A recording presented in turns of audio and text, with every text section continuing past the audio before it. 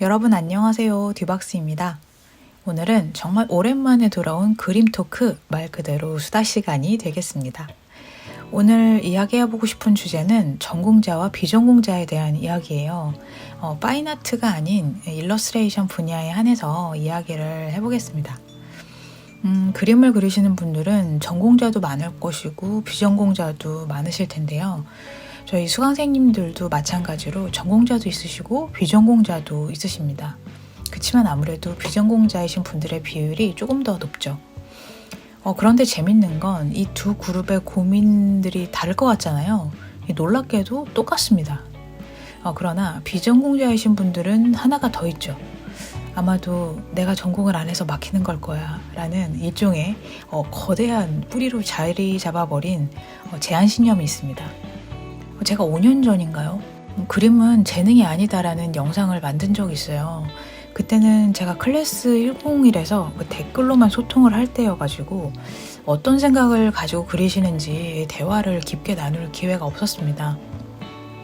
그래서 좀 좌절하시는 분들이 있다면 위로도 해드리고 싶고 뭔가 다시 시작할 동력이 되어드렸으면 좋겠다라는 마음에서 영상을 만들었어요. 근데 수업을 막상 해보니까 이거는 위로를 할 문제가 아닌데 라는 생각이 강력하게 드는 겁니다. 여러분, 이 그림뿐만이 아니라 모든 분야의 재능이 필요합니다. 공부는 재능의 영역이 아닐까요? 너무 재능의 영역이죠. 다만 예체능은 눈으로 보이는 결과가 화려하고 도파민을 세게 자극시키다 보니까 뭔가 좀 특별해 보이는 거지 다 똑같습니다. 그러면 나는 재능이 여기까지인가? 내가 역시 비전공자라서 그럴까? 라는 질문에 왜 도달할까요? 그 질문의 이면에는 이런 생각들이 있겠죠. 내가 마음이 꺾이지 않고 계속 도전할 수 있을까? 이렇게 계속 시간을 태우는 게 의미가 있을까? 무엇보다 이제 그런 체력이 될까? 그렇게까지 하고 싶진 않은데. 이렇게 다음 단계로 진입하기 전에 두려움의 그림자들이 생기게 됩니다. 그림을 처음 시작하시는 분들은 이런 고민 자체를 안 하세요. 그저 즐겁기 때문이죠. 그렇지만 어느 정도 그릴 줄 알게 되고 표현이 조금씩 되면은 당연히 눈이 높아집니다. 그러면서 롤모델이 조금씩 바뀌게 됩니다. 그러면서 피하고 싶지만 마주할 수밖에 없는 디테일, 이 디테일이라는 문 앞에 서게 됩니다. 제가 전 영상에서도 언급했듯이 이 디테일이라는 곳에서는 많은 것이 함축되어 있습니다. 붓터치나 테크닉이 중요한 스타일을 선택하시는 분들은 더 적은 터치로 세련되게 표현하도록 연습해야 됩니다. 술을 놓듯이 시간과의 싸움을 하셔야 되는 분들은 꾸준히 터치를 쌓아 올려야 됩니다. 또 레이아웃이 중요한 분들은 다른 작품이나 특히 영화들을 보면서 어떻게 미장센을 연출했는지 끊임없이 공부하셔야 됩니다. 이거는 특히 감정별로 어떻게 연출했는지 굿노트나 노션 같은 어플에 정리해 주시면 정말 좋습니다. 메시지가 중요하신 분들은 광고 어떻게 하는지, 그리고 책 표지들을 보면서 내용을 어떻게 압축해서 표현했는지 관찰하시면 정말 좋습니다. 제가 잠깐 예시를 든 것만 봐도 단순히 스킬의 문제를 넘어가는 시즌에 돌입하게 됩니다. 이러면 결과물은 늦어질 것이고요. 완성도의 기준은 높아지고 또 피드백 받을 사람은 줄어들게 될 겁니다. 그리고 그야말로 AI 대항해가 시작된 만큼 이런 디테일을 갖춰야만이 경쟁력 있는 작가가 되겠죠. 그러나 문제는 너무나도 잘 알지만 기약도 없는 여정이 시작된다는 것이죠. 이 지점에서 많은 분들이 선택을 하십니다. 첫 번째, 나는 여기까지만 즐겁게 그릴 거야. 이걸로 충분해. 두 번째, 나는 좀 더 표현하고 싶어. 물론 유명해지면 좋겠지만 그렇지 않다 하더라도 내 안에 있는 것들을 좀 더 다듬어서 보여주고 싶어. 여기서 두 번째 선택하시는 분들은 또 다른 문을 열어야 합니다. 여기서는 전공자와 비전공자들이 겪는 두려움은 똑같습니다. 서양학과를 졸업하셨다고 하는 수강생님도 터치 하나하나에 엄청 고민을 하시더라고요. 사실 아이패드가 아니고 원화여서 더 그러셨을 거예요. 이렇게 내가 원하는 분위기를 구체화시키는 것은 누구에게나 어렵습니다.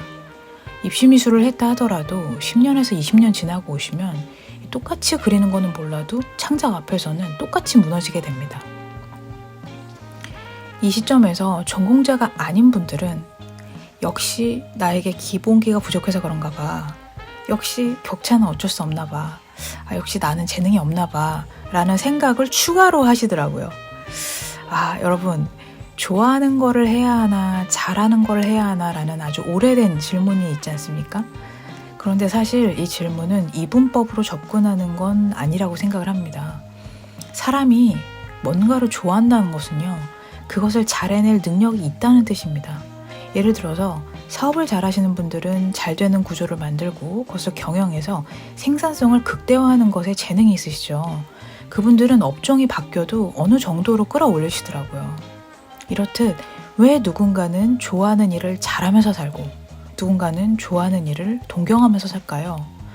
이유는 특별하지 않습니다. 마감과 피드백을 직면하는가, 그렇지 않은가의 차이입니다. 여러분, 왜 전공자들의 그림이 조금 더 탄탄하고 왜 프로작가들의 그림은 사람을 사로잡는 매력이 있을까요? 이 좋든 싫든 마감이라는 믹서기에 갈리고 피드백이라는 이 오븐에 굽히다 보면은 뭔가는 돼서 나오기 때문입니다. 이 과정을 반복하다 보면 서서히 이 오락가락하는 감정이 빠지면서 특히 마감 전에는 나에게 혹시 초능력이 있을지도 모른다는 생각을 하게 됩니다. 그만큼 초집중하게 되는 환경 설정이 되는 것이죠. 이렇듯 환경의 제한이라는 것은 몰랐던 나를 계속 발견하게 됩니다. 여기서 중요한 건 개발이 아니라 발견이라는 겁니다. 나는 그런 사람이 아니었는데 예쁘게 조각해서 만들어내는 게 아니라 원래 가지고 있었는데 이제서야 발견해서 만난 것이라는 거죠. 분명히 불편하고요. 짜증나고요. 스트레스 받고요. 좋아하는 만큼 두렵습니다. 그러나 그렇기에 기쁨도 배가 될 수밖에 없겠죠. 그리고 단순히 그림을 넘어선 자신의 역량도 발견하게 됩니다. 여기까지 보신 분들은 전공자냐 아니냐의 구분이 의미 없다는 것을 당연히 동의하시리라 생각이 됩니다. 제가 강력하게 권해드리는 바가 있다면 첫 번째로 이 마감과 피드백이 있는 환경을 꼭 만들어 보세요. 그것이 유료 모임이든 페어 참가든 오프라인 수업이든 챌린지 참여든 뭐든 좋습니다. 대가를 지불하고 시간을 줘보세요. 그러면 그 활동들이 어떻게든 연결이 될 겁니다. 그래서 내가 생각지도 못한 무언가를 만들어낼 거예요. 그리고 두 번째, 오늘 내가 그렸던 그림에 구속되지 마세요. 제가 아까 발견이라고 했던 거 기억하시죠? 우리는 지도 위에 서 있는 것과 같습니다. 예전보다 꽤 잘 나온 그림이던 유난히 안 풀린 그림이던 간에 그때의 감정에 지나치게 권위를 주지 마세요. 감정을 무시할 것은 아니지만 그렇다고 감정에 너무 권위를 주면 이게 강화된 프레임이 됩니다. 그렇게 강화된 프레임은 생각의 감옥이 되죠. 괜히 감옥에 갇혀서 시간을 지체하지 마세요. 내가 생각하는 최고의 모습만 생각하면서 이전의 것은 뒤로 하고 이 마감과 피드백에 집중을 해보세요. 그러면 도대체가 감이 안 잡히던 디테일이라는 것이 보일 겁니다. 우리가 무엇인가에 진심이었을 때 비로소 디테일이 보이지 않습니까? 길 위에서 예전에는 보지 못했던 풍경을 온전히 즐기셨으면 좋겠습니다. 마지막으로 다시 한번 권해드리고 마무리해 보겠습니다. 내가 뭔가를 열심히 해서 버전업 해야 한다고 생각하지 마세요. 이미 가지고 있는 씨앗에 정성 들여서 물을 주고 특히 그 불안이라는 쓸데없는 잡초를 뽑아주세요.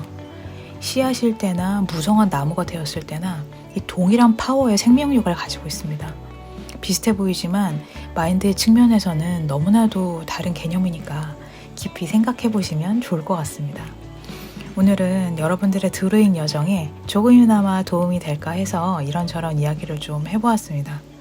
씨앗을 그대로 방치해버리는 분들이 없었으면 하는 바람입니다. 다음번에는 요즘에 너무 핫한 주제이죠. AI 그림에 대해서 또 한번 이야기를 나눠보려고 합니다. 다음 이야기도 기대해주세요. 그럼 다음 시간에 또 봬요. 안녕!